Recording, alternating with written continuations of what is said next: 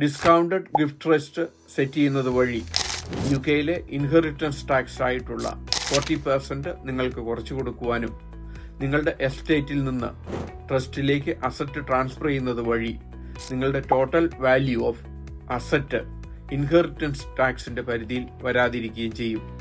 ഇങ്ങനെ discounted gift trust വഴി നിങ്ങൾക്ക് ആ ട്രസ്റ്റിലെ അസറ്റിന്റെ ഓണർഷിപ്പ് റീറ്റെയിൻ ചെയ്യുകയും ഫ്യൂച്ചറിൽ ആവശ്യമുണ്ടെങ്കിൽ അതിൽ നിന്ന് ബെനിഫിറ്റ് എടുക്കാനും സാധിക്കുന്നതാണ്.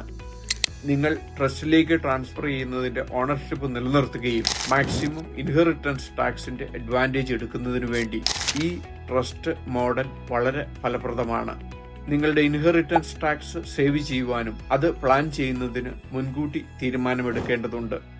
നിങ്ങളുടെ അസറ്റ് ഇൻഹെറിറ്റൻസ് ടാക്സിന്റെ പരിധിയിൽ വന്നിട്ടുണ്ടെങ്കിൽ ഡിസ്കൗണ്ടഡ് ഗിഫ്റ്റ് ട്രസ്റ്റ് നല്ലൊരു ടാക്സ് പ്ലാനിംഗ് ടൂളാണ്.